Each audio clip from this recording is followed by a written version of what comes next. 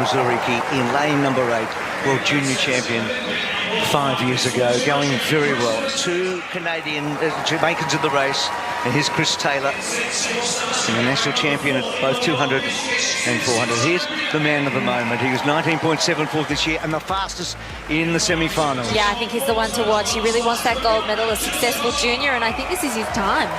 Amoa was 3rd 4 years ago. He's going as well. Here's Brown, incredible. He's 34 years of age. Dedicated his recent national title win to his son Kingsley, who was in the stands. Collects the mascot dolls, does Aaron Brown. And then Javon Powell, who was the fastest through the heats.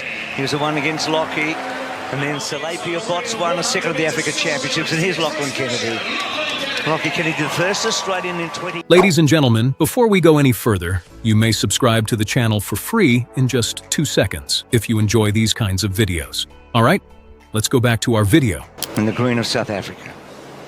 And Brown at 34 is almost set. Men's 200 final. Kennedy from 1. Set. Away, Lockie got out really hard, didn't he? Have a look at that, he's already taken the stover out of the Salipi. Brown away well with Dan Billy out wide. Kennedy certainly given himself every possible chance into the straight. Omoruzuki and Taylor. Kennedy on the outside, and then Dan Billy coming through. It's going to be the favourite who wins the gold medal. It's Dan Billy of South Africa from Omoruzuki of Nigeria, and in 3rd place Taylor of Jamaica. Fatigued in his legs after the week he's had. That lane was tight, but he certainly attacked the race. He gave a lot during that bend and probably paid for it in the last 50 metres. He'll get better at his 200s, will Lachlan Kennedy. He won't be disappointed with this week. He'll be very, very pleased with how he's gone. So Dembele came from behind on the turn. 19.96 and was able to prevail. He ran 1982 in the semi-final and 1974 earlier this year in Doha during the Diamond League. He came in with the best form. Omoruzuki gets 2nd, Taylor gets 3rd, Kennedy finishes in 6th position. So 2nd and 6th in the 2 big sprints here. It's a phenomenal performance. It's a brilliant performance by Lachlan Kennedy. And he looks a bit fatigued. I think the 200 metres has got him good, but we spoke about how he did have to miss last year's World Championships through injury around the bend, and he's holding his form wonderfully here. You can see he's using his arms well. He's got the forward lean lovely, and he's nice off the track. He's still turning it over well. He's just come up against some really quality athletes. Look at Dan Billy. He is such a star. This is his time to shine, and he's run beautifully in that 200 metres to get the win. One of the most anticipated races of this year's Commonwealth Games has finally arrived. The men's 200-meter final has one of the greatest lineups in the sport. Even the semi-final round moved rather quickly. Lachlan Kennedy finished in 2012, while Canadian Aaron Brown crossed in 1990. But Sinesifo Dambile of South Africa's extraordinarily smooth 1982 was without a doubt the greatest performance of the day. To be honest, during that last 100 meters, Dambile raced away from the entire field with such easily that it hardly appeared real. After their amazing semi-final performance, some believe Dambile might be about to drop below 1960. Dambile's season-best performance of 1974 from this year's Doha Diamond League makes him one of the fastest sprinters in the world. Many have also observed the following. Dambile was nearly precisely in line with Noah Lyles as he broke the world record in the 150 meters. It's also noteworthy that Jarnell Hughes of England, one of the pre-games favorites, did not proceed after placing 6th in his semi-final, which was shocking given his background.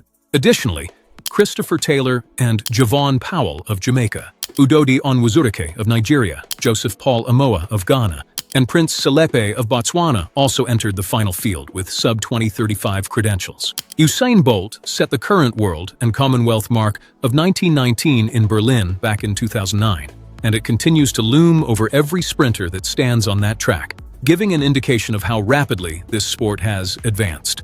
Olympics. At 14:67 seconds, Lyles took first place in that race, with Dambile coming in 2nd at 14:78. This season has really been a career-defining one for Dambile, who has already broken the 20-second mark in the 200 meters 3 times. Meanwhile, every participant at this year's Commonwealth Games in Glasgow, Scotland, has put up incredible displays. For instance, Emmanuel Eseme's time of 9:83 broke the Commonwealth record. Despite the frigid conditions, athletes have been consistently setting personal bests. At this men's 200-meter final, there's every reason to expect pyrotechnics. Let's get to the track to see how Dambile handled this one. The race stayed closely packed over the opening 100 meters, with Dambile in the lead and Lachlan Kennedy, Christopher Taylor, and Udodi Onwuzurike in close pursuit. In actuality, their early splits were far slower than Dambile's in the semifinal.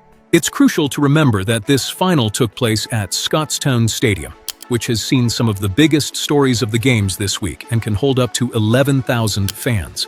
The race itself was scheduled for Friday night at 21:25 local time, giving the spectators a primetime show for what many consider to be the primary sprint event for the athletics program. Dambile was the aim for everyone else in the field because he had already exceeded the qualification standards with the blistering 19.82 clocking going into the final. But the back half of the race was always going to provide the speed. As per customary, Dambile won in 1996 seconds after breaking away from the pack in the final 100 meters. To be honest, I'd hoped for a slightly faster finish. Maybe the accumulated rounds and the lower temperatures had an impact on Dambile's performance today.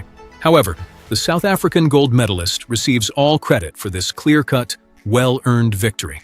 Christopher Taylor of Jamaica finished second with bronze, and Udodi Onwuzurike of Nigeria took home silver. Aaron Brown came in fourth, around 0.3 of a second behind his semi-final time. My best guess is that several of these sprinters, especially Lachlan Kennedy, who moved from a 20.12 in the semifinals to a 20.41 in the final, suffered from cumulative fatigue.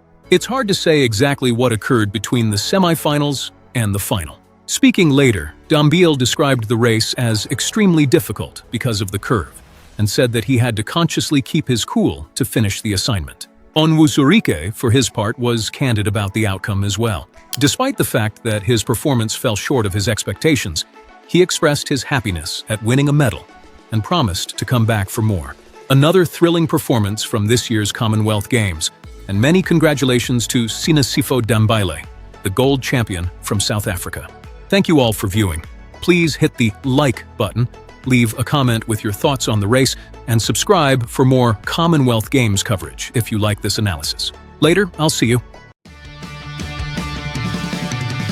Any hour, watch the clock, watch the track, run the ghost, never looking back. Feet like thunder, silent ghost, the sprinting life, we love it most. Any hour, watch the clock, watch the track, run the ghost, never looking back.